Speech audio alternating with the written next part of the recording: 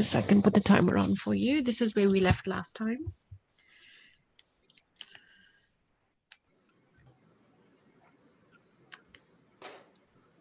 So your 2 minutes start. Oopsie. Now.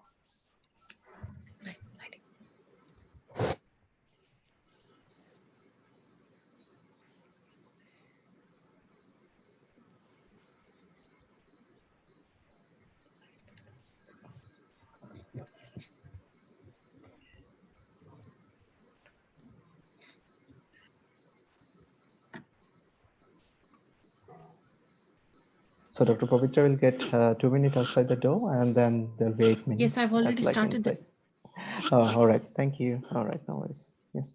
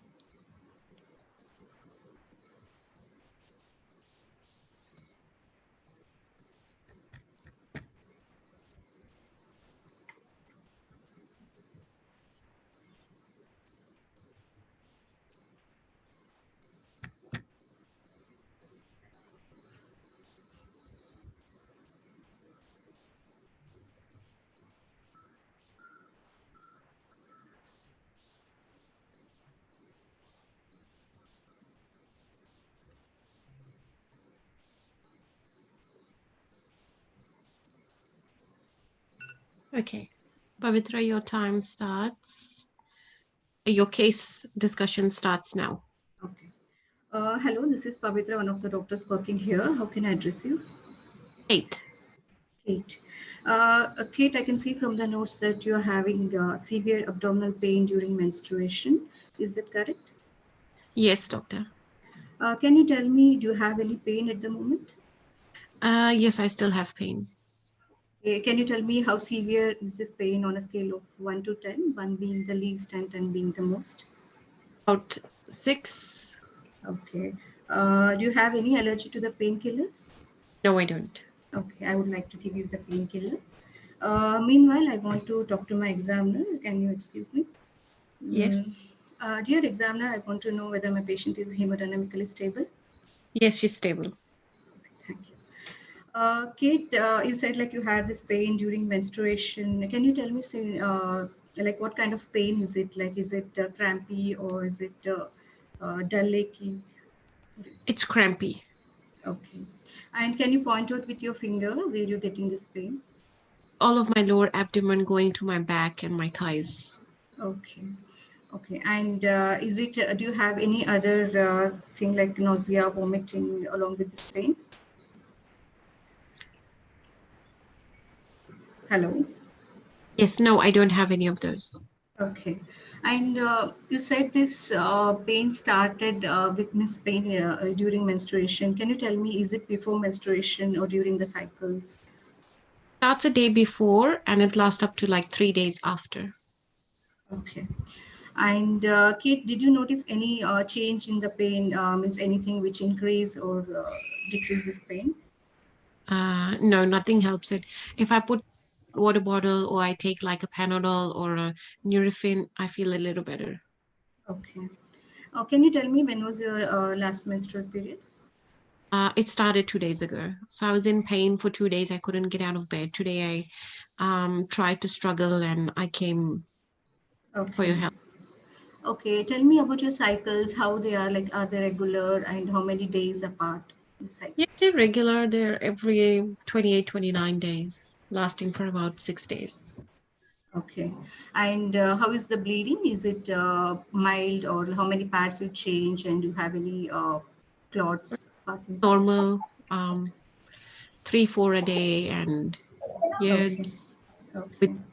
days it Uh, becomes- okay, Kate, I may ask you some sensitive questions, but these are assured that will be confidential between us. Can you tell me, are you sexually active? yes, Okay, are you in a stable relationship? yes, Do you experience any pain during intercourse? yes.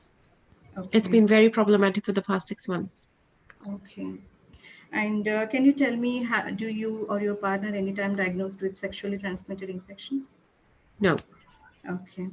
Uh, have you been pregnant anytime before? no, I haven't. I've been trying to get pregnant for the past 1 year, but not had much success. Okay.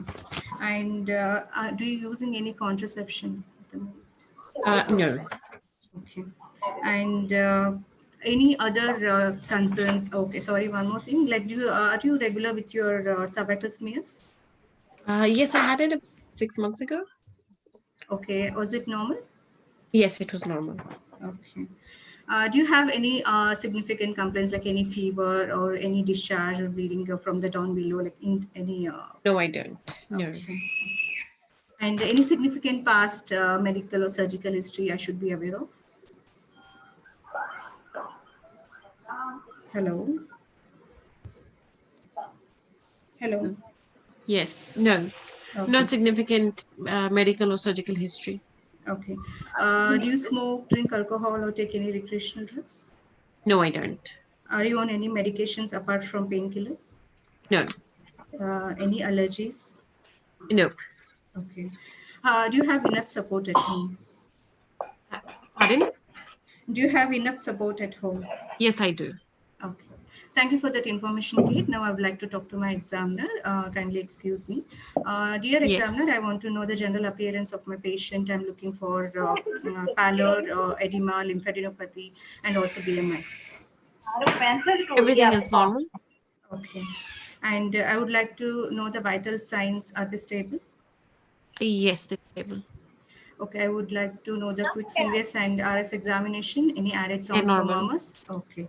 Per abdomen examination, any visible distension or palpable mass or any organomegaly or tenderness. Nope. Okay.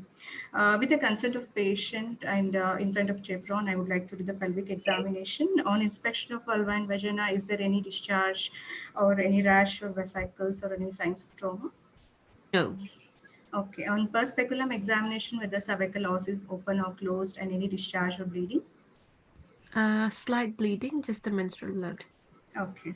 And per bimanual examination, whether is size of the uterus, is it normal and is there any tenderness, adnexal mass tenderness? There's slight tenderness in the uterus. And what else did you ask? Adnexal mass or tenderness and No. cervical motion. Okay. No. Okay. I want to know the digital rectal examination finding. Is there any tenderness while doing examination or any bleeding per rectum? No.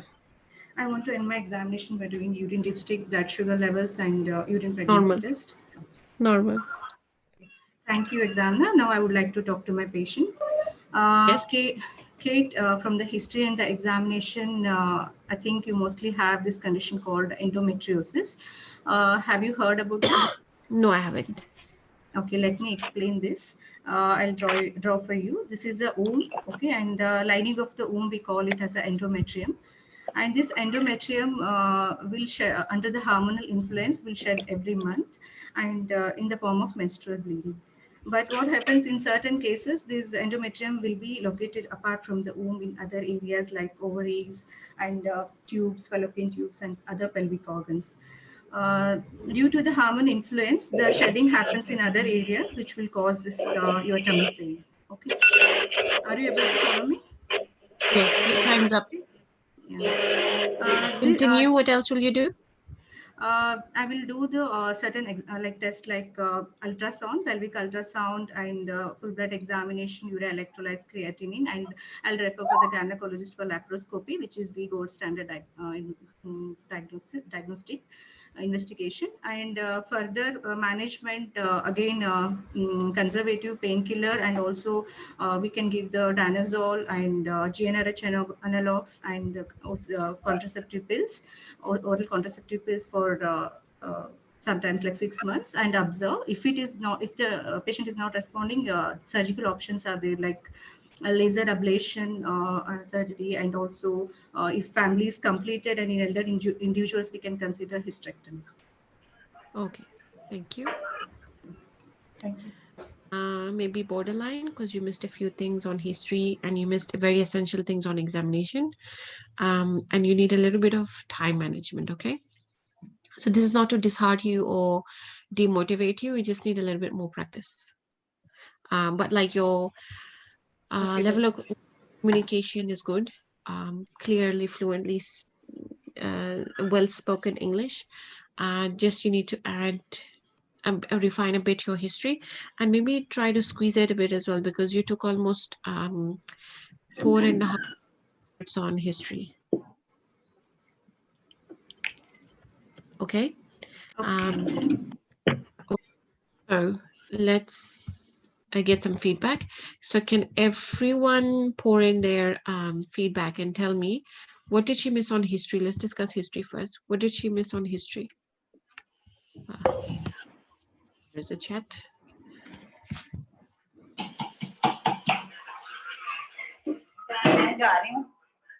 Already late हो गई मैं. Okay, so what did she miss on history? मैं सिर्फ चाय दे जाना. दरवाजा खोलना please. Can you mute your mic, Pavitra, till while we're discussing, please? I have muted, doctor. It is not from my phone. No, what did she miss on history? Not Sadma. She asked smoking, alcohol, and all. What else did she miss? Yes, waterworks, and what else?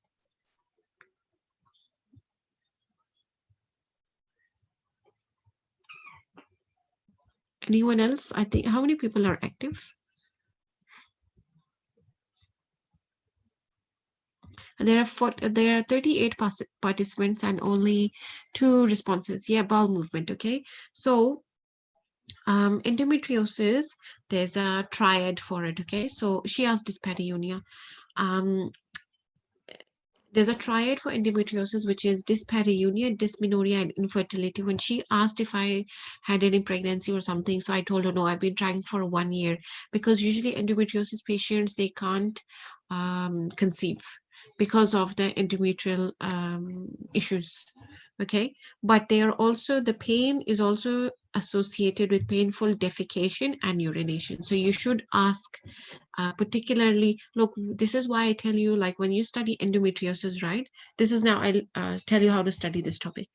Go to your books, read any book like 10 Teachers, or there's another, I forgot the name of the gynae book which we used in medical school. It starts with L. I forgot the name of it. Or go to the internet. If everyone has access to the internet, find the topic of endometriosis and Langman, yes, I think that one. Yes, Ewan Johnston or something like that. There was another book.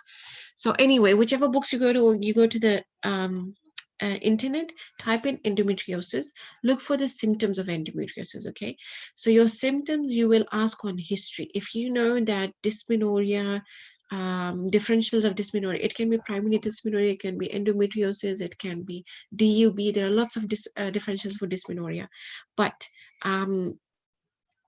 if you look up the symptoms of endometriosis and you specifically ask those on the history, you will have everything positive.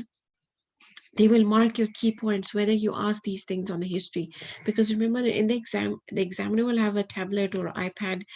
They tick every box you ask. Whatever you ask, they'll tick box yes or no. Okay, so regarding the symptoms of endometriosis, you should know that it's a lower abdominal crampy pain, usually goes to the backs and thighs. There's painful defecation and there's painful urination. And obviously there's dyspareunia and history of infertility. So if you've asked these things, but you've forgotten SADMA or you've forgotten the rest of the pregnancy, the pills and partner and STDs and those things, it doesn't matter, or pap smear, but at least you should ask the relevant things. Okay. Apart from that, her history is very concise, very detailed, but it was like to the worth it. Okay, now on examination, she asked the general appearance, vital, CVS, respiratory, abdominal. But on pelvic examination, there are two things which you should ask. If you don't, you fail, and you will not be able to diagnose endometriosis. Can somebody point those two things out? What would you find on pelvic examination of a patient who has endometriosis? She asked Cervical you. muscle tenderness or She adnexal asked it. tenderness? A Gyanecology, yes. Retroversion, and what's the other thing? No, she asked CMT.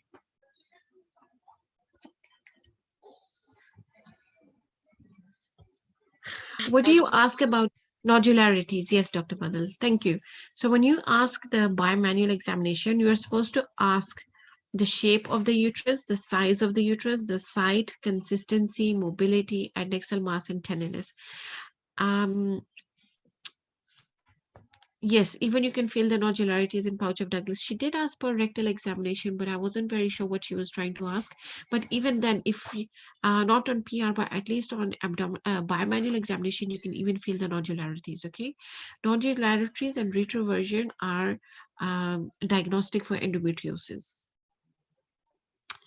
So when you ask a bimanual examination, you should always hide the size and shape of the uterus, any tenderness, consistency, is it mobile, immobile, is it a CMT, adnexal mass, and tenderness. That's the order in which you should ask. Okay, then let's move on to investigations. So what did she miss in investigations? She did full blood count and the LFTs and RFTs and ultrasound and laparoscopy. Two other important tests which she missed.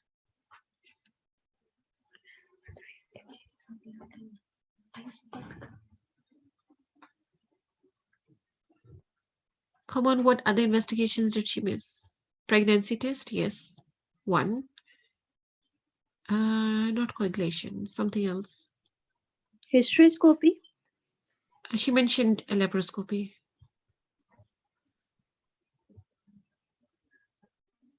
No, BSL isn't very relevant. Vaginal swabs.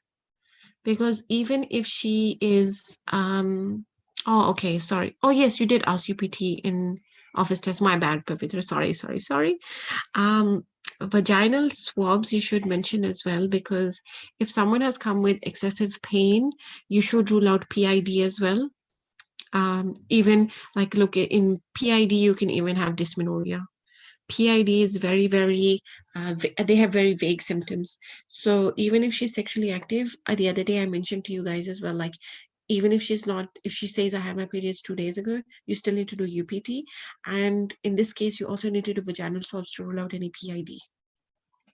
Is that clear? Okay, cool. Then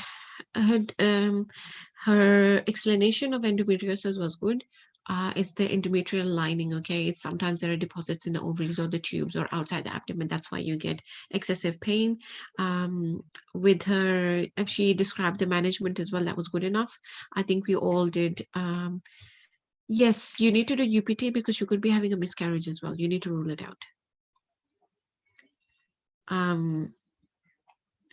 Okay, so she did the medical treatment and surgical treatment. Medical treatment is just with normal NSAIDs. If not, then danazol, GnRH agonists. And then surgical, you do laparoscopy, so you do either laser or last but not least, you can do hysterectomy. Okay, so apart from that, look, you have to be very endometriosis patients. you should be more, one thing which Pavitra should add in her counseling skills is be a bit more empathetic. Just say, look, I'm here to help you with whatever I can, and I'll try my best. Okay, this case, sorry, you need to refer to the OBS gynae. I don't know if she. I said, doctor, like I said, like I'll Okay, refer okay. you to her. For the laparoscopy, I think you mentioned. Yeah, I'll refer you for Yeah, that's gynecologist fine. for further Good. investigations. Yep, that's fine. Okay, but be a bit more empathetic and say, look, I'm sorry to hear that you're going through so much pain since the last few months, but I'm here to help you with whatever way we can. And hopefully with the treatment, you'll feel better, and it'll take some time, but eventually you'll feel better. And the OBS gynae will help you in your family planning as well. Because look, she's been trying to have a kid for 1 year. You should be a bit empathetic and tell her, don't stress at it. Don't stress at this time, but we'll try our best to resolve the situation by treating your endometriosis. And once that's treated, you'll probably automatically conceive if everything else is fine. So just a little bit more of empathy and reassurance. Remember your 5 hours. So you did referral, review after the tests come, give us some reading material, and reassurance. And red flags are, there's not many red flags in this, but be a bit like cover the rest of the 4 hours. You know, in ED, let me tell you, like whatever our patient comes with, we always print them some material from the computers and we just give them some reading material, even if it's gastroenteritis, because at least they know what condition they have and how it's treated and what to look out for. Because on like different websites, there's heaps of material which is available to give to the information to the patients. So there's also a lot of support groups for endometriosis. You can refer them to support groups. And you could even like involve the partner or the husband, whoever he is, refer them to a counselor for like, because a lot of these patients, sometimes they'll give you in the exam that the patient is very anxious and she's been disturbed. They can go into depression as well, or anxiety. So just make sure that they are mentally fit as well. Is that clear? Yeah, Badal, you can mention that way. But for PID, you would do the vaginal swabs anyway. Okay, any questions regarding this case?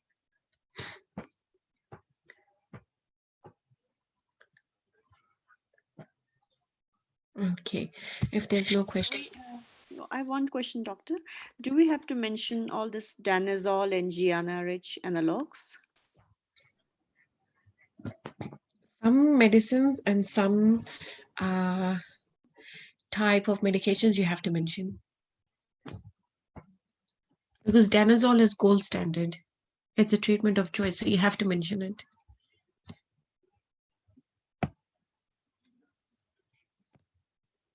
Okay.